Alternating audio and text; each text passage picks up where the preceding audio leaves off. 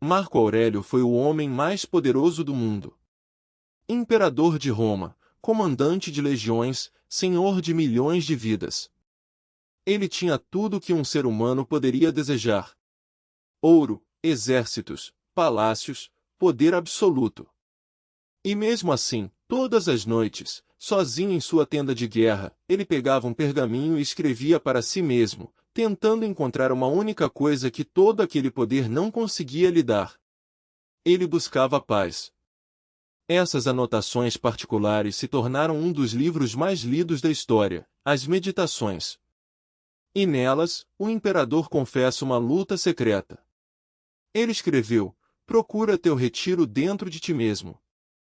Em nenhum lugar o homem encontra um refúgio mais tranquilo do que na sua própria alma. Marco Aurélio passou a vida inteira tentando construir essa paz com disciplina, com esforço, com filosofia. Ele acreditava que a paz era um prêmio que você conquistava a duras penas, controlando cada pensamento, dominando cada emoção. Mas o que quase ninguém percebeu é que, mais ou menos na mesma época em que Roma era um império, um homem na Judéia já havia oferecido essa mesma paz de graça. Sem esforço. Sem mérito. Sem conquista. Apenas como um presente. Jesus disse: deixo a vocês a paz, a minha paz lhes dou. Pense na diferença. O imperador escrevia sozinho, à luz de uma vela, tentando fabricar dentro de si a calma que o poder não lhe dava. E, do outro lado do mesmo império, um carpinteiro da Galileia distribuía essa mesma calma como quem distribui pão, sem cobrar nada em troca. Um passou a vida escalando uma montanha em busca da paz. O outro dizia que a paz descia da montanha até quem tivesse o coração aberto para recebê-la. Marco Aurélio provavelmente nunca leu essas palavras. Mas o paralelo é perturbador demais para ser ignorado. Neste vídeo, vamos explorar a busca angustiada do imperador filósofo por paz interior e como cada tentativa dele aponta, sem saber, para uma resposta que já estava sendo oferecida gratuitamente. Fique até o final, porque a última reflexão vai mudar completamente a forma como você entende o descanso da sua alma. Ensinamento número 1. O refúgio interior. Marco Aurélio cavou dentro de si o que Jesus chamou de descanso. Marco Aurélio acreditava que a paz não estava fora, no mundo, mas dentro do ser humano. Ele escreveu que os homens buscam retiros no campo, na praia, nas montanhas, mas que isso é próprio de gente comum, porque o verdadeiro refúgio está dentro da própria alma, a qualquer hora que se queira. Era uma ideia poderosa. O imperador entendia que nenhuma circunstância externa conseguiria dar paz a quem estava em guerra por dentro. Você pode estar num palácio e viver atormentado. Você pode ter tudo e não ter descanso. Marco Aurélio estava certo sobre onde procurar. Mas errou sobre como chegar lá. Para ele, esse refúgio interior tinha que ser cavado a golpes de disciplina. Você entrava nele controlando os pensamentos, corrigindo os desejos, vigiando cada reação. Era um trabalho exaustivo, que nunca terminava. Agora observe o que Jesus disse em Mateus capítulo 11, versículos 28 e 29. Venham a mim todos os que estão cansados e sobrecarregados, e eu darei descanso a vocês. Tomem sobre vocês o meu jugo e aprendam de mim, pois sou manso e humilde de coração, e vocês encontrarão descanso para suas almas. Repare na diferença. Marco Aurélio dizia: entre em você mesmo e construa a paz com esforço. Jesus dizia: venha a mim e eu darei descanso. Um oferece um projeto que exige a vida inteira. O outro oferece um presente que você recebe ao chegar. O imperador buscava o refúgio dentro de si e o encontrava vazio, porque a alma humana não foi feita para se sustentar sozinha. Para quem crê, o descanso da alma não está apenas dentro de nós, mas em alguém que se dispõe a habitar dentro de nós. É a diferença entre entrar num quarto vazio e escuro, e entrar num quarto onde já existe alguém esperando por você, com a luz acesa. Marco Aurélio entrava no refúgio interior e encontrava apenas os próprios pensamentos, que muitas vezes eram justamente a origem do seu tormento. Jesus convida a um refúgio onde a paz não brota de nós, mas vem de fora, como visita. São caminhos diferentes procurando pela mesma coisa. Mas um deles termina em cansaço, e o outro em descanso. Ensinamento número 2. O peso do amanhã, a ansiedade do imperador e o convite de Filipenses. Marco Aurélio era assombrado pela ansiedade. Governava um império fragmentado por guerras nas fronteiras, por uma peste que dizimava Roma, por traições dentro do próprio palácio. Ele tentava se blindar contra o medo com uma disciplina mental impressionante. Escreveu que não devemos nos angustiar com o futuro, porque, se ele vier, iremos enfrentá-lo com a mesma razão que usamos para o presente. É um conselho sábio. Muito próximo do que a psicologia moderna recomenda hoje para quem sofre de ansiedade: não viva no amanhã que ainda não chegou. Mas há um problema na solução do imperador. Ele mandava você não se preocupar, mas não lhe dava para onde levar a preocupação. Você tinha que engolir o medo sozinho, apenas com a força da sua razão. E a razão humana é frágil demais para carregar o peso de um império, ou até o peso de uma vida comum. Agora leia o que o apóstolo Paulo escreveu em Filipenses capítulo 4, versículos 6 e 7. Não andem ansiosos por coisa alguma. Antes, em tudo, pela oração e pela súplica, com ação de graças, apresentem os seus pedidos a Deus. E a paz de Deus, que excede todo o entendimento, guardará o coração e a mente de vocês em Cristo Jesus. A diferença é decisiva. Marco Aurélio dizia: não se preocupe, engula o medo. Paulo dizia: não se preocupe, entregue o medo. O imperador não tinha para onde jogar o fardo. Paulo aponta para um Deus que se oferece para carregá-lo por você. E repare na expressão que Paulo usa: a paz que excede todo o entendimento. É uma paz que não faz sentido lógico. Não é a paz que você conquista raciocinando, como Marco Aurélio tentava. É uma paz que aparece justamente quando a razão já não dá conta, e que guarda o coração como uma sentinela guarda um portão. O imperador buscou blindar a mente com filosofia. A Bíblia oferece uma paz que blinda a mente por graça. Escrevendo suas anotações à luz da vela, Marco Aurélio talvez estivesse a um passo dessa entrega. Faltava-lhe apenas saber a que entregar. Ensinamento número 3. O estoicismo do esforço contra a graça do presente. O estoicismo, a filosofia de Marco Aurélio, é uma das ideias mais respeitadas da história. E hoje, no ano de 2026, ele virou tendência de novo. Milhões de pessoas leem as meditações buscando calma num mundo caótico. O estoicismo ensina que você deve focar apenas no que está sob o seu controle, e aceitar com serenidade tudo que está fora dele. É uma sabedoria genuína.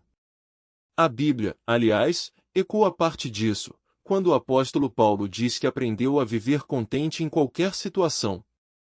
Mas existe uma diferença silenciosa e profunda entre o estoico e o cristão.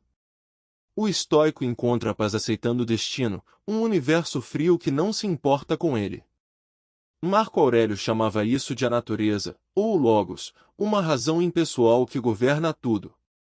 Ele se resignava diante de uma ordem que não o amava de volta. O cristão encontra a paz confiando em um Pai que o ama pessoalmente.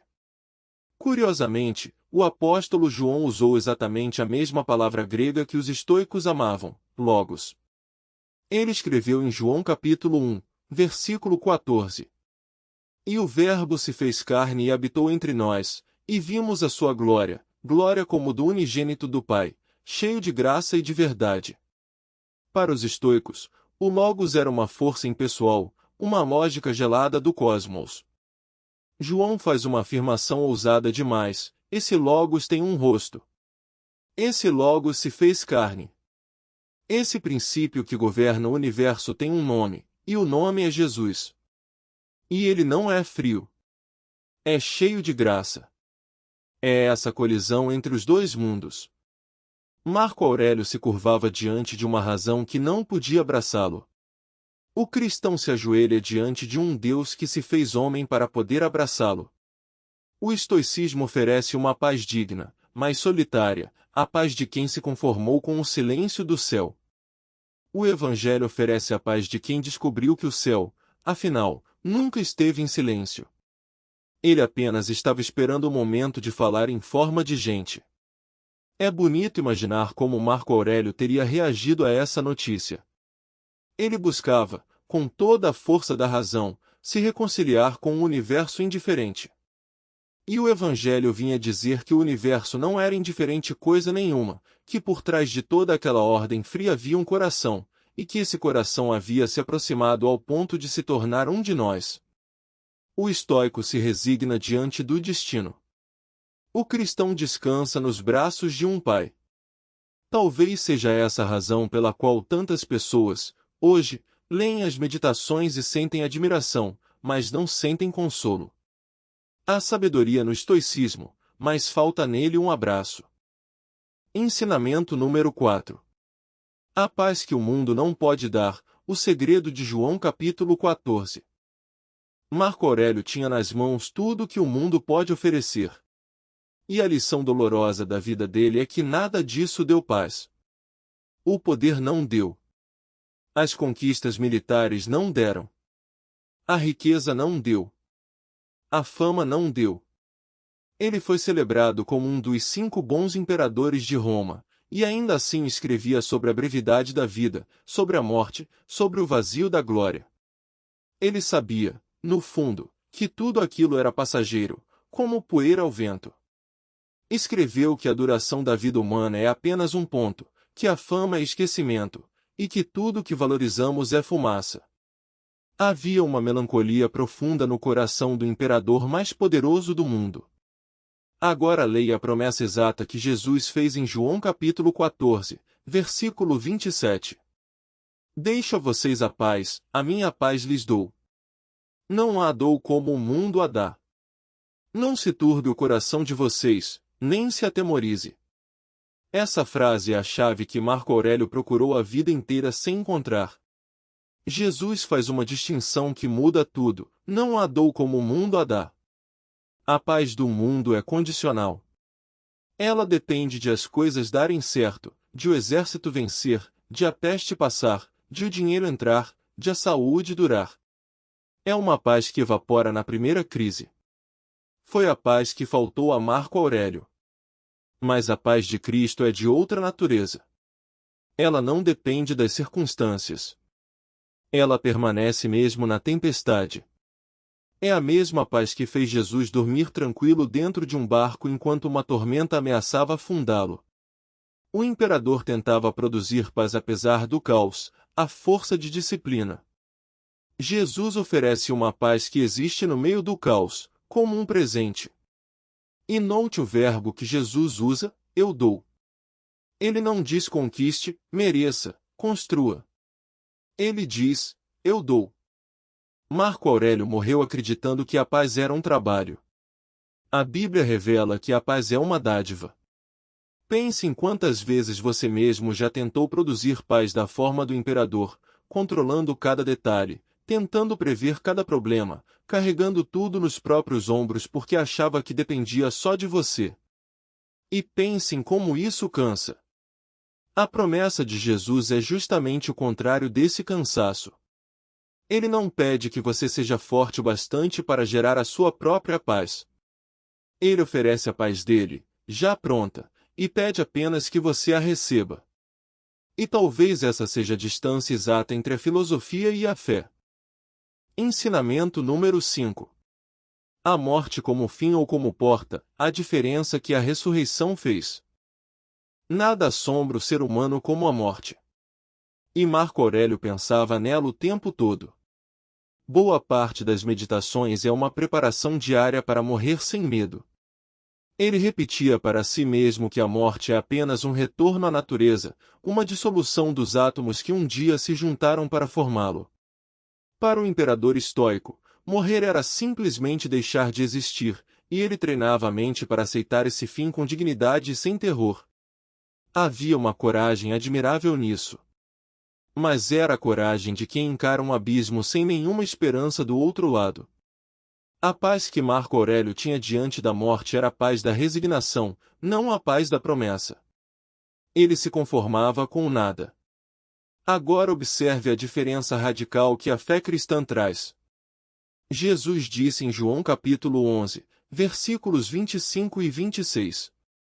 Eu sou a ressurreição e a vida. Quem crê em mim, ainda que morra, viverá.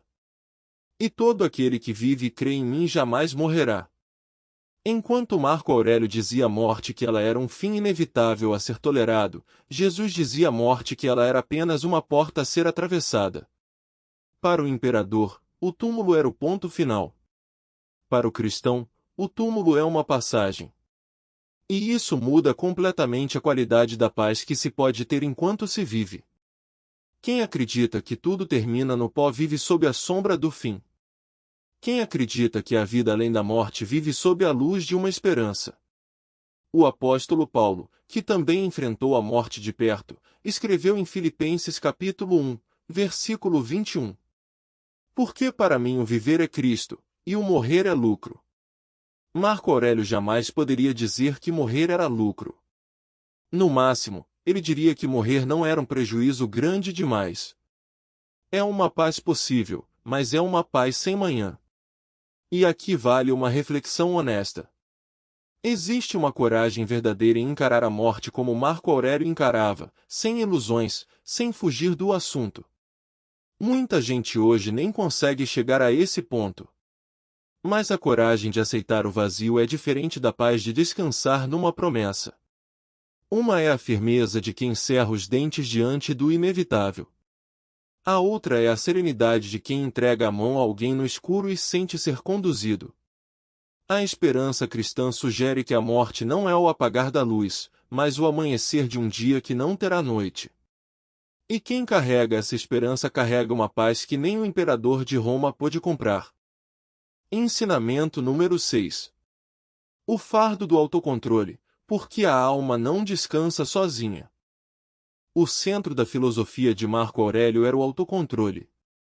Ele acreditava que o ser humano deveria ser o soberano absoluto da própria mente, corrigindo cada impulso, domando cada paixão, jamais se deixando abalar por nada. É um ideal nobre. Mas é também um fardo esmagador. Imagine viver sob a pressão de ter que controlar, sozinho, cada pensamento e cada emoção, todos os dias, até o último suspiro, sem nunca falhar. As próprias meditações revelam essa exaustão. Marco Aurélio se repreendia constantemente, voltava aos mesmos conselhos, lutava contra a raiva, contra o desânimo, contra o cansaço. Era um homem em guerra permanente consigo mesmo. E essa é a tragédia silenciosa da salvação pelo esforço próprio, ela nunca termina. Agora observe o que o apóstolo Pedro escreveu em 1 Pedro capítulo 5, versículo 7. Lancem sobre ele toda a sua ansiedade, porque ele tem cuidado de vocês. É uma frase curta, mas ela demole o sistema inteiro do imperador. Pedro não diz, segure a ansiedade com autocontrole. Ele diz, lance a ansiedade para longe de você, jogue-a sobre Deus, porque existe alguém que se importa e está disposto a carregá-la. Marco Aurélio não tinha esse alguém. Ele era, ao mesmo tempo, o soldado e o general, o servo e o senhor de si mesmo. Tinha que ser forte porque não havia ninguém mais forte em quem se apoiar. O cristianismo faz uma proposta escandalosamente diferente. Ele diz que a força não vem de você segurar tudo, mas de você soltar tudo nas mãos de um pai. Jesus disse em Mateus capítulo 11 que o seu jugo é suave e o seu fardo é leve. O jugo do estoicismo era pesado, porque era carregado por um homem sozinho. O jugo de Cristo é leve, porque é carregado por dois, você e ele. Para quem crê, a alma não foi projetada para descansar sozinha. Ela descansa quando encosta em Deus. Pense numa criança pequena no colo do pai durante uma tempestade. Ela não entende o trovão, não controla a chuva, não sabe se a casa vai resistir. E, mesmo assim, ela dorme em paz, Porque não é ela quem está segurando tudo. É o pai. O autocontrole do imperador era o oposto disso.